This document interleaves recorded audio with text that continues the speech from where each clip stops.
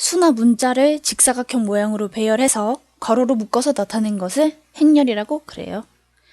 행렬은 우리가 고등학교 들어와서 처음 도입을 하는 건데, 수나 문자를 괄호 안에다 나타내는 게 행렬인데, 이게 괄호가 있겠죠. 그리고 이 안에 직사각형 모양으로 배열된 수나 문자가 있을 텐데, 우리가 직사각형을 본다고 했을 때 직사각형은 가로와 세로로 이루어져 있죠. 그래서 행렬도 가로와 세로로 이루어져 있는데, 우리가 행렬에서 있는 가로줄을 행이라 그러고요. 이 세로줄을 열이라 그래요. 그래서 이거 합쳐서 행렬이라고 그러는 거거든요.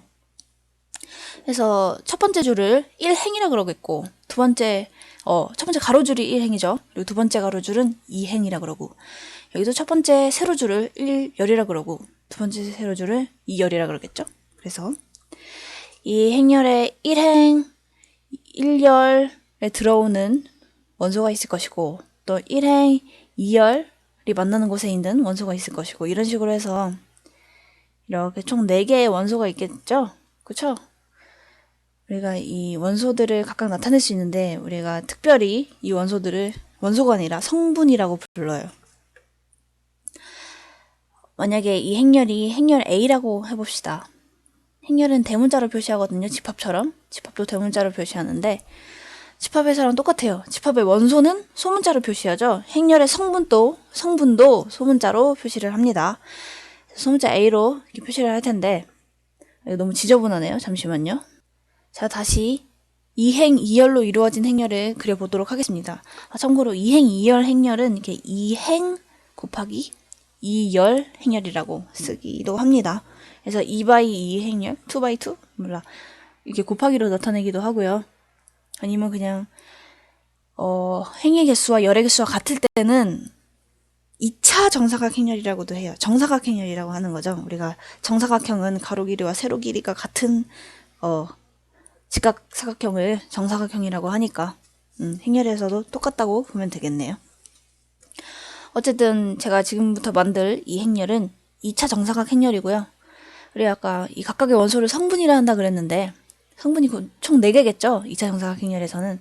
그래서 여기 1행 1열이 만나는 곳에 있는 성분을 1행 1열의 성분이다, 이렇게 해서 이 성분을 나타내는 소문자 밑에다가 조그만 글씨로 행 먼저, 그리고 열을 두 번째로 이렇게 써주면 되겠습니다. 그래서 여기는 1행과 2열이 만나는 장소고요. 여기는 2행과 1열, 여기는 2행 2열. 이런 식으로 행렬의 성분을 표현해 주시면 되겠습니다. 우리가 특별히 정사각형에서만 만날 수 있는 아주 특별한 대각선이 있는데요. 우리는 이 대각선을 주대각선이라고 부를 거예요. 지금부터. 주대각선은 무엇이냐? 그러면 바로 이 대각선이 주대각선이에요. 이렇게 왼쪽 위에서 오른쪽 아래로 내려가는 이 대각선을 주대각선이라고 부를 거고요.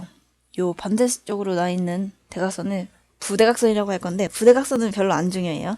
그래서 우린 주대각선을 주로 쓴다 해서 이걸 주대각선이라고 그래요.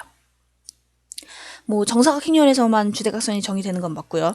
그래서 뭐 주대각선 위의 성분들은 다 행과 열의 수가 같죠. 행과 열의 숫자가 같아요. 당연하죠. 자, 그리고 이제 우리는 행렬이 무엇인지도 알았고, 또 정사각 행렬이 뭔지 알았고, 그리고 주대각선, 부대각선에 대해서 알아봤으니까 이제 행렬의 기본적인 연산을 해보도록 할 건데, 실수에서는 어떤 연산들이 있었죠? 실수에서는 더하기, 빼기, 곱하기, 나누기 이런 연산들이 있었는데, 행렬에서도 거의 비슷해요. 근데 곱셈은 많이 달라요. 곱셈은 많이 다른데 곱셈 빼고 나머지는 거의 비슷하니까 오늘은 그냥 곱셈 빼고 나머지를 알아볼게요. 실수에서도 제일 처음에 배웠었던 게 덧셈이니까 행렬에서도 덧셈을 먼저 알아볼 건데, 1, 2, 3, 4라는 성분을 가진 2차 정사각 행렬이 있다고 칩시다. 여기다가 5, 6, 7, 8이라는 또 성분을 가진 정사각 행렬을 더한다고 해볼게요. 그러면 그냥 실수의 연산처럼 계산해 주시면 돼요.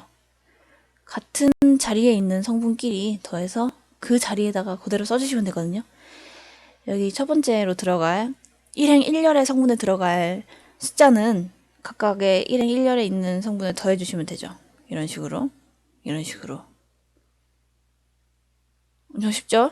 이렇게 해주시면 되고요. 뺄셈도 마찬가지예요. 뺄셈도 마찬가지로 그냥 각 성분에 있는 수끼리 이번엔 빼서 그 자리에 있는 데다가 써주시면 되겠죠.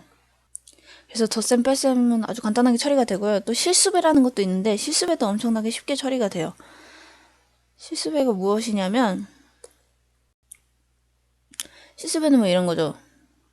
행렬이 있을 때, 뭐 행렬 또 1, 2, 3, 4라고 칩시다. 1, 2, 3, 4라는 행렬이 있을 때 여기다가 앞에다가 뭐 2라는 숫자 아니면 뭐 어떤 숫자도 좋은데 실수예요. 행렬이 아니라 실수를 곱해주는 건데요. 그러면 이때는 분배법칙처럼 계산을 해서 2 곱하기 1에서 2, 또 2 곱하기 2에서 4 이런 식으로 해서 2, 3은 6, 2, 4, 8 이런 식으로 2배씩 해서 써주시면 돼요. 이거는 그냥 곱셈이랑 똑같죠. 행렬의 실수배는 뭐 실수의 곱셈이랑 똑같다고 보시면 되겠습니다. 행렬의 덧셈 뺄셈이나 뭐 실수의 덧셈 뺄셈이나 아니면 행렬의 곱셈이나 아니다. 곱셈이 아니라 행렬의 실수배나 실수의 실수배. 그러니까 실수의 곱셈이죠. 그건 다 똑같다는 걸 아실 수 있겠죠. 그러니까 실수에서 성립하던 연산 법칙들이 행렬의 덧셈 그리고 실수배에서도 똑같이 성립한다는 것도 그냥 아실 수 있을 텐데요. 그냥 잠깐만 써보면 우리가 실수에서는 어떤 연산 법칙들이 있었죠. 우선 우리는 3가지를 배웠거든요. 실수의 연산 법칙이라고 해서 첫 번째는 교환이에요. 교환 법칙. 실수의 덧셈과 곱셈에서 항상 교환 법칙이 성립하죠. 그러니까 A 곱하기 B나 뭐 B 곱하기 A나 똑같다는 건데 뭐 2 곱하기 3이나 시간 쓰죠. 2 곱하기 3이나 아니면 3 곱하기 2나 뭐 똑같죠. 똑같아요. 그리고 두 번째로 성립하는 건 결합 법칙인데요. 결합 법칙도 뭐 어떤 수를 먼저 계산하느냐가 연산 결과에 상관이 없다는 뜻이었죠. 그러니까 이건 덧셈과 곱셈에서만 성립하는 건데 뭐 2 더하기 3을 먼저 하고 여기다가 5를 더하나 아니면 괄호가 뭐 이렇게 쳐지든가 아니면 둘 다 상관이 없다는 뜻이었죠. 이거는 곱하기에서도 다 성립을 하는 거고요. 그리고 나머지는 덧셈과 곱셈을 다 쓰는 연산 법칙 중에는 결합 교환을 했고 이제 분배 법칙이 있겠죠. 분배 법칙. 분배는 뭐 3 더하기 아니 2 더하기 3 있을 때 여기 앞에다가 3을 이렇게 분배해 줄 수 있다는 거겠죠. 이거는 뭐 6 더하기 3, 3은 9 해서 15가 나오고 또 이걸 먼저 써주나 아니면 이거 괄호를 묶어서 써주나 상관이 없다는 게 분배 법칙이었습니다. 행렬의 덧셈과 그리고 행렬의 실수배에서도 이 법칙들이 아주 똑같이 성립을 해요. 그래서 행렬의 덧셈과 실수배를 할 때는 뭐 별다르게 유의할 점은 없구나. 그냥 계산 실수만 안 하면 되겠구나 하면 되시겠죠? 지금 우리가 실수와 비교해서 생각을 해보고 있는데요.